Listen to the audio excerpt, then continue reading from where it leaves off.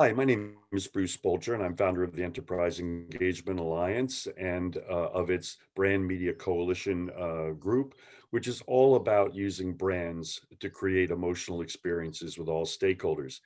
And today we're focusing on the essentials of individual travel and also key trends. This has become over the last decades, a major part of the business. And we're lucky to have people who can look at this both at the front lines, having been in the business as leading solution providers for decades, and also someone who can look at it from the more academic standpoint and even the agency standpoint. So we have on this Peter Friend, and he's founder and president at Global Hotel Card by Expedia and Global Experiences, a card that he'll briefly talk about, powered by Viator, if I'm pronouncing that right. Yes. Mark Matthews, President and CEO at Pulse Experiential Travel, and also CEO at Top Center Tickets. And he's been in this business probably as long as anybody. He could be truly be called a category innovator. And Rick Garlick, who has a long experience in the engagement field and loyalty incentives through in multiple companies, including Gallup. And he's vice president of Magid, which is a management consulting company. And he's also I always get that title wrong, the chief research advisor to the Incentive Research Foundation, if I have that correct. Well, you got it right Rick. that time. Oh, my heavens. So finally, I always like to thank all of our sponsors who make our education programs profitable, right? That'll be the day, but a nice, fun mistake. And like again to thank these folks and move on. Um, so anyway, one of the key things I want to start with are the trends in the marketplace and the pandemic and how they affected things. So Mark, can you tell me how the pandemic accelerated trends that you already saw going on in the individual travel marketplace? Well, for years, we've been heavily involved in the loyalty part of the business with using individual travel experiences as redemption options in loyalty point programs. But this pandemic has forced the travel side of the business to take note of us because they haven't been able to do group travel programs. So for the President's Club and Chairman Club type awards, these people have earned a trip. And just because they weren't able to take it as a group, these corporations have transitioned that group travel to our individual travel component because our experiences allow somebody to travel for up to 3 years. In our case, we're extending the travel deadline to December 31st, 2024. So these individuals don't have to worry about the pandemic, and they are able to choose the experience that motivates them the most. They're able to go where they want to go, with whom they want to go, and when they want to go. So it's been quite a transition. We're going to talk about the implications of that a little later in this program. Peter, have you seen that same trend? Well, my perspective is a little different. I started the company 15 years ago, and my business model has been to enable people who have points that they earn through consumer loyalty, through employee recognition, through other types of incentives, and then go to their catalog for redemption. And we're one of the merchant choices in the redemption catalog. So we're not designing bespoke, custom travel experiences. We're providing them with a way to use their points, which they've earned for a hotel stay through the Expedia booking engine or through the Viator booking engine for experiences. In February of last year, everything stopped because nobody was able to travel. Our biggest challenge for 2 to 3 months was to cancel and refund all of the existing trips that had been made, which we were able to successfully do with the support of Expedia. So that was good. And then we just kind of had a holding pattern through the fall. But what we've seen recently is that people are now beginning to plan trips, they want to travel, and they're willing to travel. So the risk factor of people wanting to take an individual trip is dissipating. And we're finding that, for example, our bookings in March are probably going to be equal to our bookings in 2019, which is exciting. Wow. The destinations have changed a bit because cross-border travel, international travel is still very challenging. But domestically, people travel if they're from the United States, in the United States. If they're from Italy, they travel in Italy, etc. And that's a pattern we see throughout the world. And the other major change that we have seen, and we added vacation rentals, 150,000 vacation rentals in private homes through Expedia that owns VRBO. And that sector of the hospitality and accommodations has grown dramatically over individual hotels. So people are not wanting to stay in big hotels with elevators and other types of restrictions. They're more motivated towards safe environments and vacation rentals and private homes.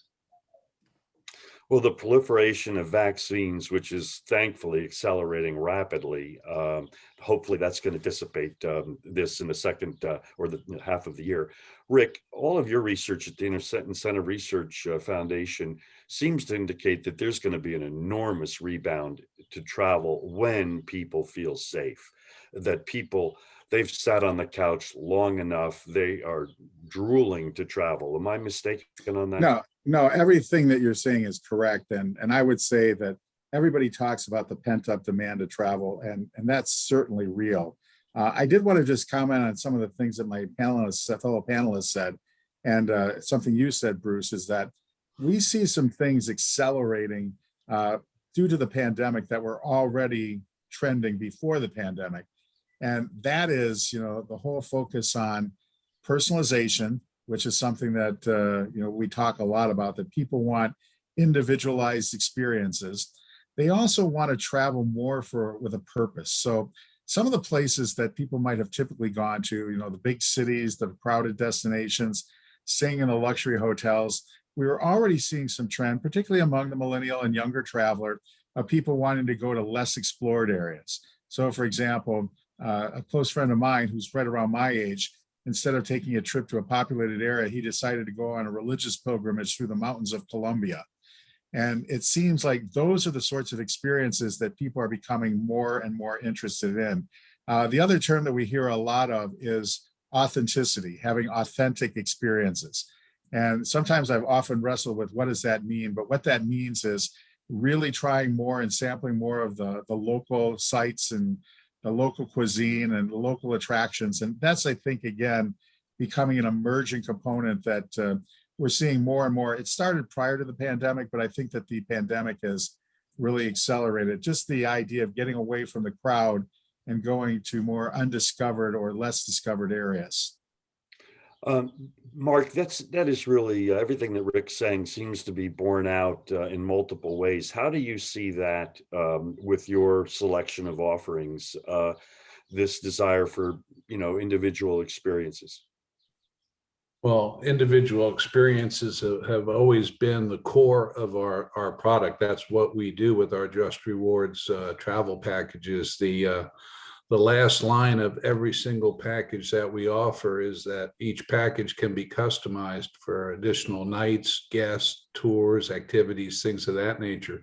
So there's no such thing as a set package. Everything can be customized and everything can be individualized. And we're getting a lot of requests. Our packages, number one, include a lot of that dining with a local or going out cooking with a local or doing experiences with a local or taking a private guided tour with a local, to where really they learn about the local culture. So that's already intrinsic in our programs.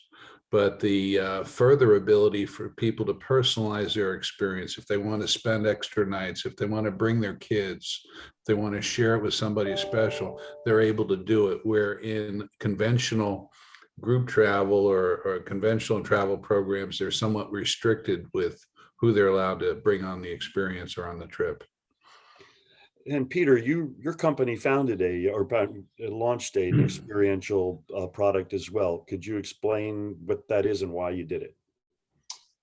Yeah, I've always wanted to do experiences in addition to accommodations. And going back a number of years, the big OTAs, the online travel agencies, put packages together and wanted to add experiences, tours, activities to lodging and put together packages. It would also include air, and it was not very successful, to be honest with you, for a variety of reasons, because travel supply is different channels, and the technology doesn't always match up. The terms and conditions of the bookings doesn't always match up. And if there are problems along the way, you get a lot of finger pointing about who's supposed to solve it, including the refunds. That has changed recently, and I don't really attribute it so much to COVID, which may have accelerated a little bit with deference to Rick, but there was a technology expansion due to the smartphone, and when you had destination activities like a Jeep tour or something else and a paper voucher, there was always a lot of confusion and risk factor in terms of the travel experience and the redemption at the last sale. And that's changed a lot with the aggregation by not only Viator, which is our partner, but Airbnb, which is growing dramatically with experiences, and other companies around the world, in Europe and in Asia. There's a company called Klook. So you've got 4 or 5 big aggregators, each of which has between 250,000 and 350,000 tours, activities, and events, all of which can be booked through your smartphone, all of which can be then when you show up at the activity, redeemed with your smartphone, and it's a much better user experience. And all that just happened in the last couple of years. So for us, experiences is not something that we design. That's just not our business model like Mark does. But we have seen that the aggregators that I mentioned before, and it's $120 billion a year business, experiences, tours, activities, which is just phenomenal. It's the 3rd largest segment of travel after air and hotel. So there's no argument as far as whether or not people want to do these things. It was just enabling them through their points and other programs to be able to book it in the same way that they would as a consumer. And there's a lot more creativity by people who are participating. So you do have the cooking classes in Italy, you do have the walking tours, you do have a lot of interesting, creative, and exciting types of things that were not around a couple, 3 years ago. I don't necessarily think it was due to COVID. I think it was a combination of things. But those are things that people, I think, are going to be starting to do inside of their own country because they want to do something and they haven't done something within 50 or 100 miles of their home. Well, So that's something. exactly the trend that we've been watching for years. And many people might say it's the millennial influence of being more explorative, but that's another story. But Rick, looking, before we get into some more of the practical advice elements, like why companies should buy through experts like, Mark and Peter and other people in the field, rather than just going to a retail travel agent because they don't know any better. And we'll get down into those brass tacks, but I still wanted to say a little bit more on the business side. Companies have traditionally viewed these programs a little bit of something they don't want to brag about. They, in the old days, when I was publisher and editor in Incentive magazine, if I tried to get a major company to get on the cover about their incentive travel programs, they'd run like, no thanks. They'd have their advertising campaign. They'd be on the cover of Ad Age, but they ran from it. But I think we're seeing a change now. And I wanted to talk with you a little about that on the research, because first off, if you want to appeal to millennials, you tell them that part of your program is that, if you perform or this or that, you get the opportunity to have these wonderful experiences. And then secondly, you really can measure the ROI. We'll get to Mark in a minute on that, because he's come up with some very smart ways of presenting his programs that are based on ROI. So I just wanted to talk to you a little bit about that interest in ROI and these trends here. Yeah, sure. I spend a lot of my day thinking about ROI, because when people buy services from someone like myself, I need to demonstrate how buying my services is going to drive profitability and basically pay for itself and then some. So I think in the past, group travel and individual travel, particularly after the 2008-2009 economic crisis, I think that those kinds of trips were seen as boondoggles or, nice to haves, but not really essential for business. And what we saw these programs getting cut dramatically, just right down to the basement. And not only that, but if you were caught taking a trip, particularly a group trip, you were basically ostracized as wasting money. So I think since that time, the industry has done a really nice job at creating that ROI story. Now, how do you do that? I have a lot of people say to me, well, I'd like to create an ROI story, but I don't know how to do it. Well, one of the things you have to identify first is what are your KPIs? What are your key performance indicators? So one might be attracting talent to the organization. And you can measure that by things like how many uniquely qualified applicants did you get this year versus last year? You know, did that really enhance, did offering the trip enhance the perception of the employer brand? We look at things employee engagement, employee productivity, all those sorts of things that are really important for companies to be able to measure and report back as part of that whole stakeholder capital mindset. But I think what happens is a lot of the times people don't really know how to do it. They don't know how to quantify or operationalize those outcomes. And that's what stops them from being effectively able to do it. But it's all doable. And it's really not only worthwhile to the companies that are suppliers of these experiences, but also to the companies who are buyers because of all the things you mentioned. It really does create a powerful ROI story for the company that attracts, retains talents, and drives up productivity. And to that end, people like to always complicate things, but, in the quality world, where a lot of measurement comes from, statistical process controls, it's really quite simple.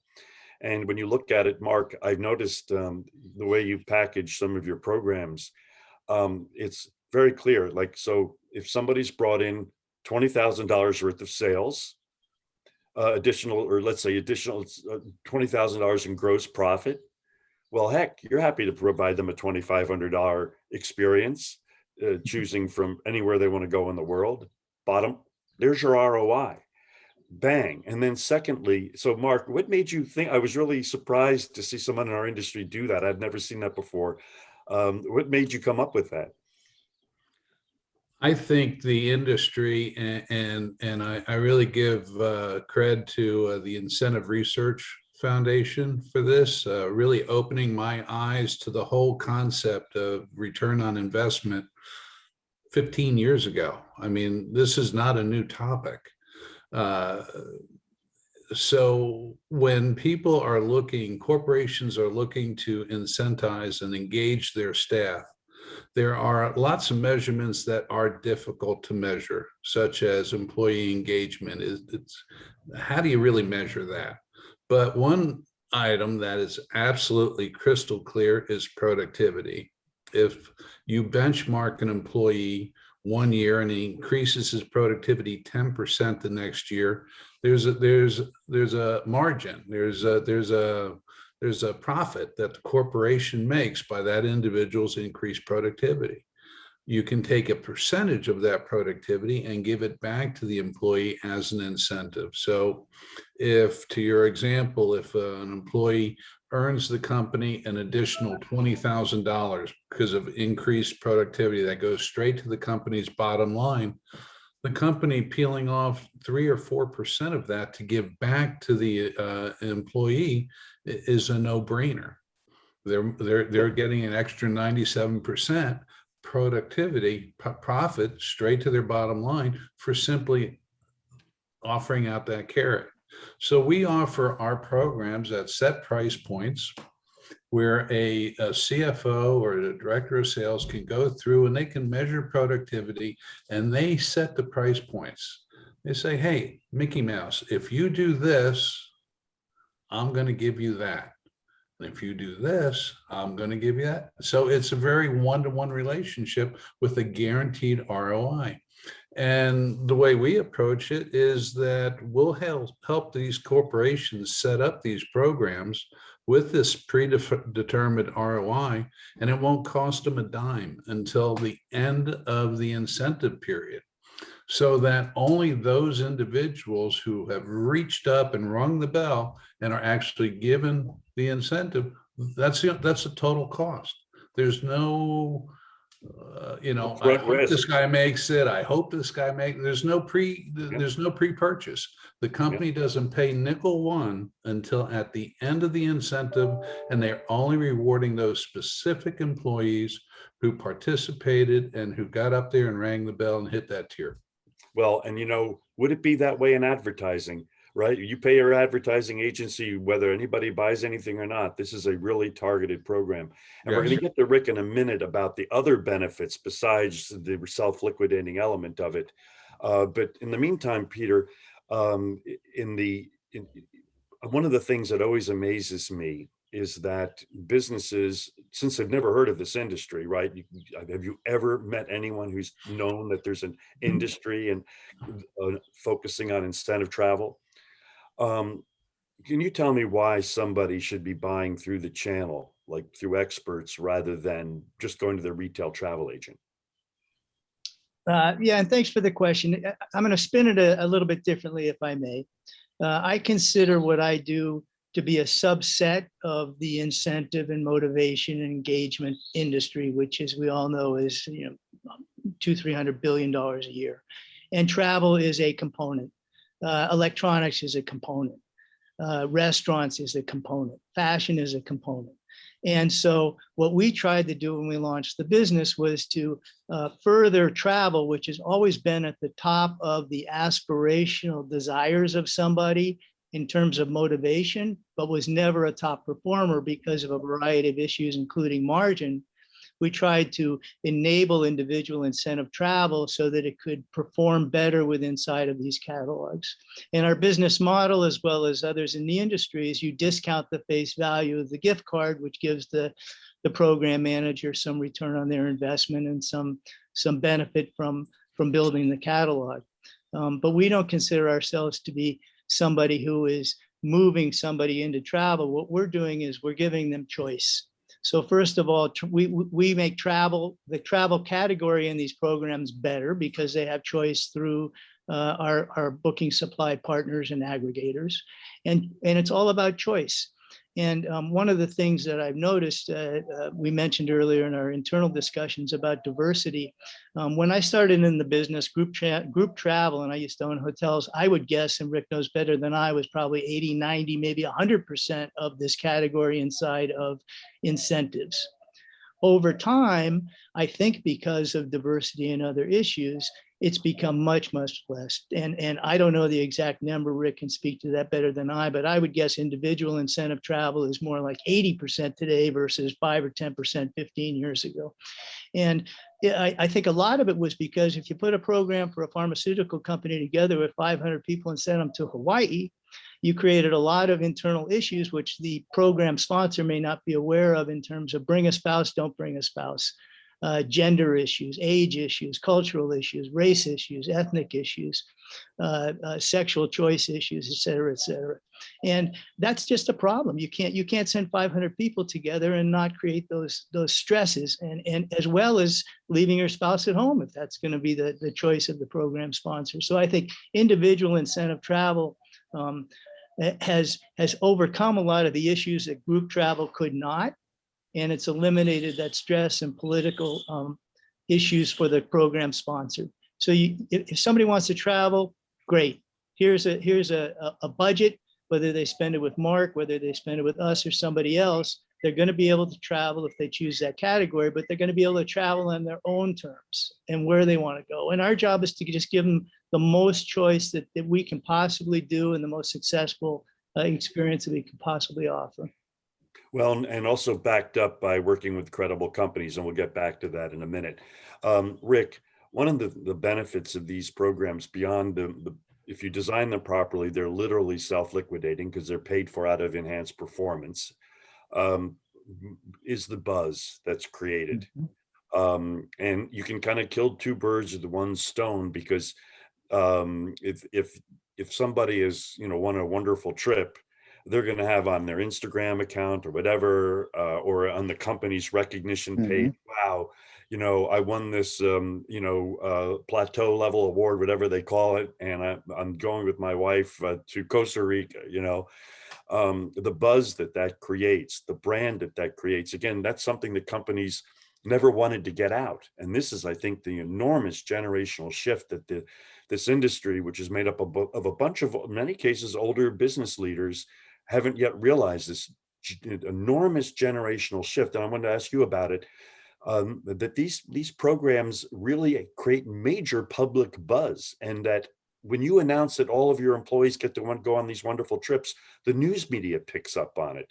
It's something to be proud of now. Well, and that's really how it's supposed to work, right?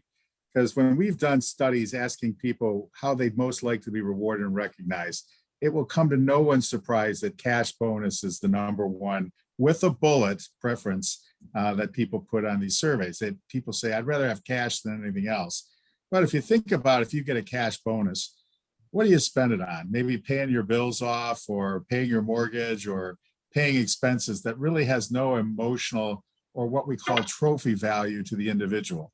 And what you're saying is absolutely correct, is that how this is supposed to work and how it does work is that people have these memorable experiences while they're experiencing, they're talking about them, they're posting on social media, they come back, they tell all their friends, they tell other people, and the company gets a lot of positive buzz from that.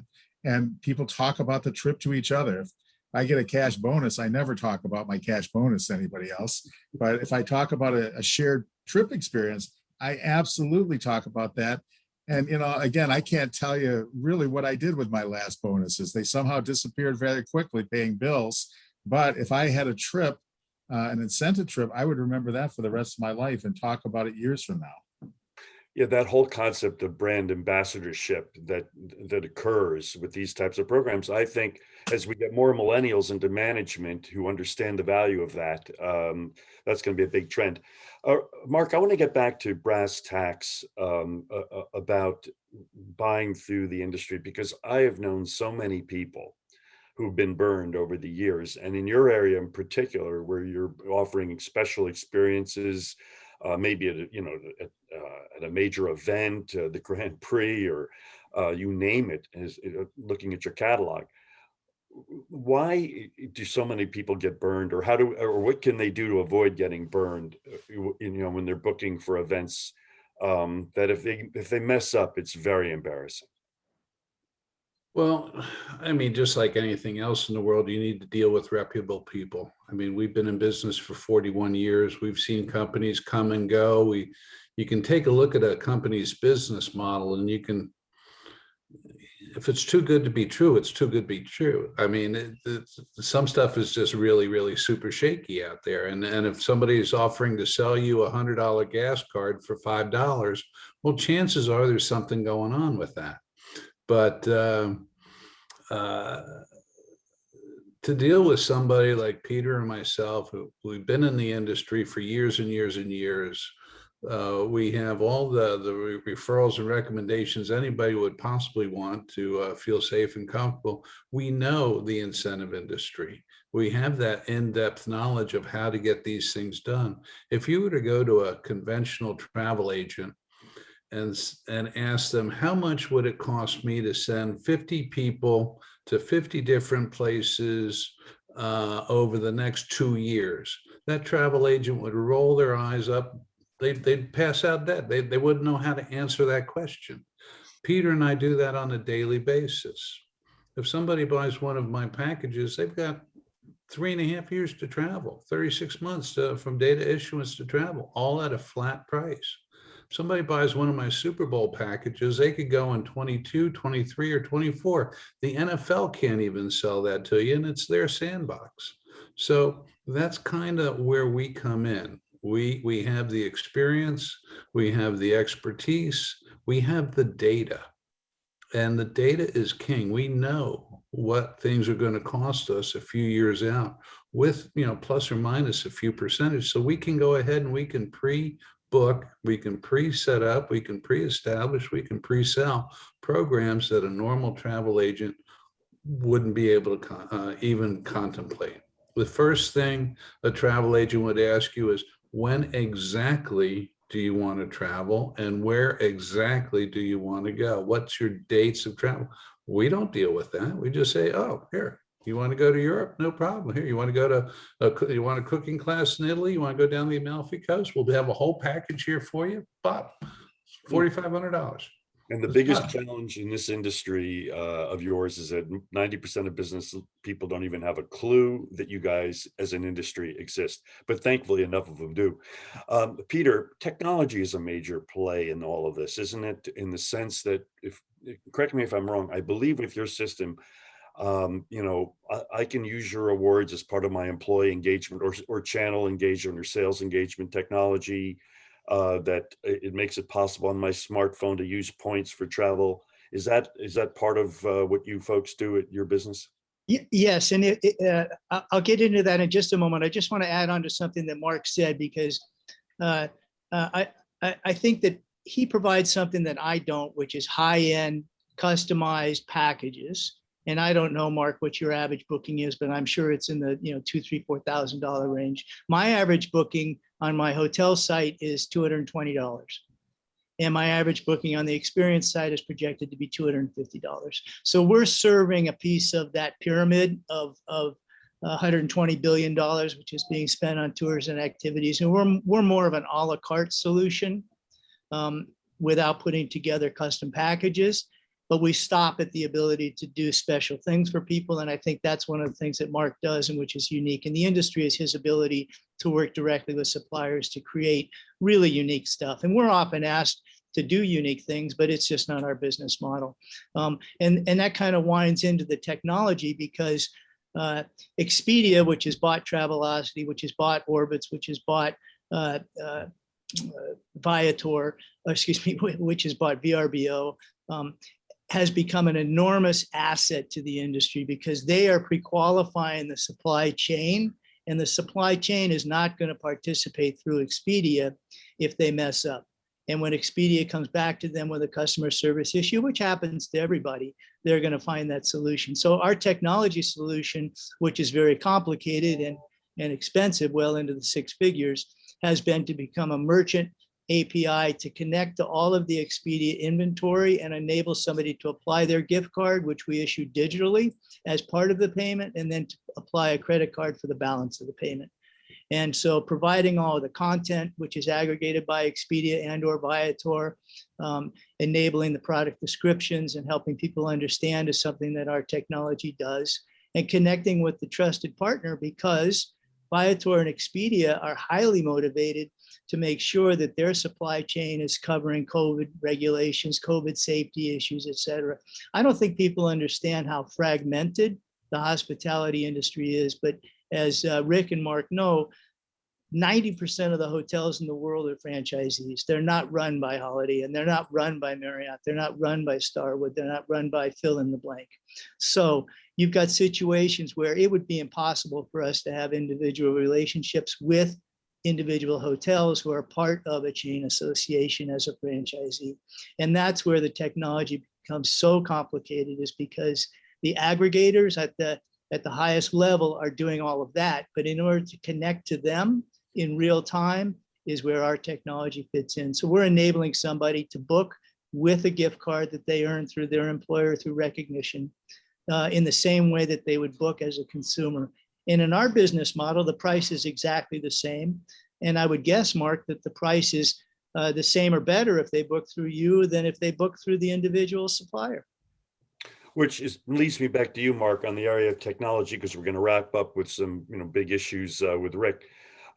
Mark, in terms of technology, how does that factor into your offering, which is much more customizable and whatnot? Technology is huge. The key word in my world is scalability. So if we have a package that we're offering into American Express cardholders, I have to be able to fulfill that package 100% of the time. So we can't offer these one-off programs where I say no. I have to say yes 110% of the time.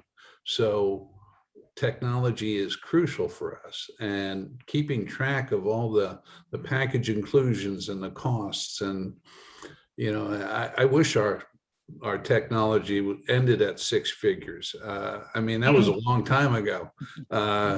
It's very, very complex. And also for me to be able to go out and accurately predict my costs 2 and 3 years in the future, I have to have data.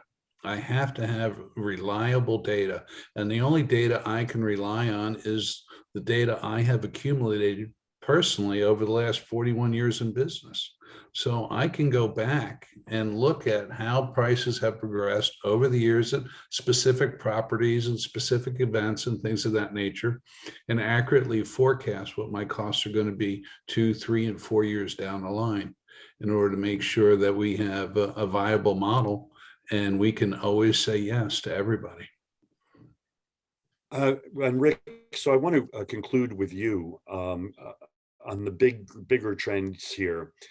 Do you think this, we've heard why, obviously, Mark's business has benefited, ironically, from this conversion from group travel to individual travel. And there's no surprise to me why Peter's business isn't going to come roaring back. And I think that they may be, Peter, beware of what you wish for.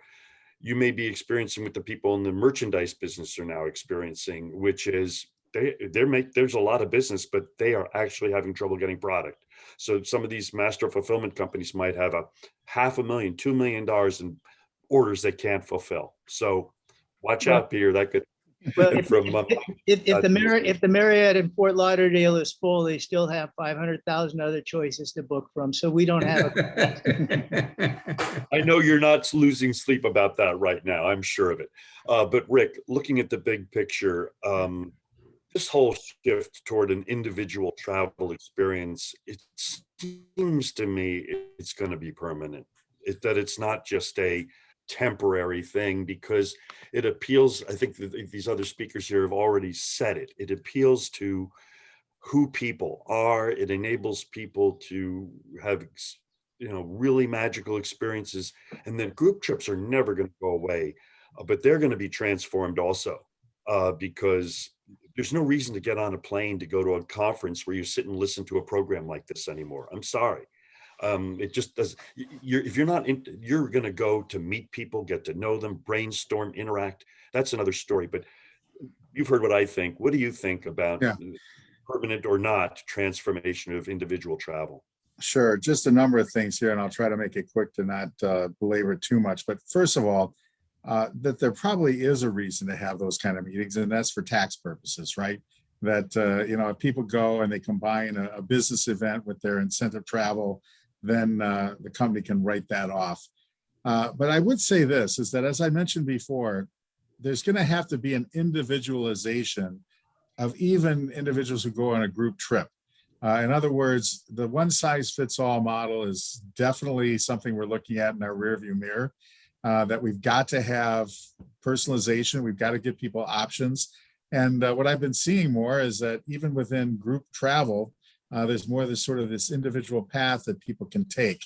So I think that that's the macro trend for the future. The other thing is, I'll say, is this, and this really summarizes a lot of the comments that some of my colleagues have made on the panel, and that is that there's value in reducing the friction in the experience. And what we mean by that is that travel is great. People love the fun parts of travel, but travel is also very stressful and very friction laden. So one of the things that we do is we look a lot at the friction that people identify in experiences at all these various moments of truth, and find ways to reduce that for the people involved. And the more that we can identify and learn how to reduce these friction drivers, the better the experience is going to be, and the more value you create for your company and for your customers. So I think that those are going to be the primary focuses. How do we make that experience much more frictionless for anybody who's involved? And if I'm going as an individual, I have less people to sort of hold my hand and walk me through that than if I'm part of a group experience. So for example, I went on a group experience and I had all these things in my mind. Am I going to be able to find my bags? Am I going to be able to make it to the hotel on time? Am I going to be able to find the right bus to catch? And I walked down and there's signs directing me everywhere. There's a greeter there directing me everywhere. If I'm an individual doing that, I perhaps am not quite able to take advantage of those kinds of docents and services. So that's something I think that we need to build into the individual travel experience as well, so it doesn't become something that creates a lot of stress for people, but continues to I glide through it just as I would in a group travel experience. So Well, that's Rick, my that is a final great word. way. I was just going to say that is a great way to end the show. I think you've summarized everything very well. So I'd like to thank you, Rick and Mark and Peter, for sharing your time. And this is going to be available 24/7 for probably 365 days a year, unless an asteroid hits the Earth. And after what we saw last year, you never know. Let Anyway, it come. Let it come. We're ready. thanks everybody, and Thanks, Bruce. have a great day. Thank you Thanks, so Rick. much. Thanks, Pete. Bye, guys. Mark.